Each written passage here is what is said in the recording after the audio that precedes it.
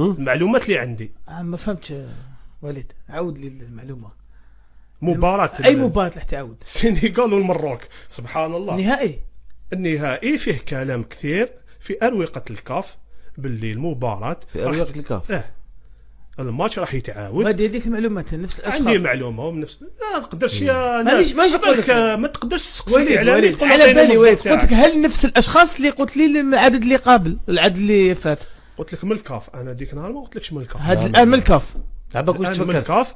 خلي فقط درك انت. المباراة ستعاد في ملعب الحسن وطارة بكوت ديفوار. ستعاد حسب اخر المعلومات.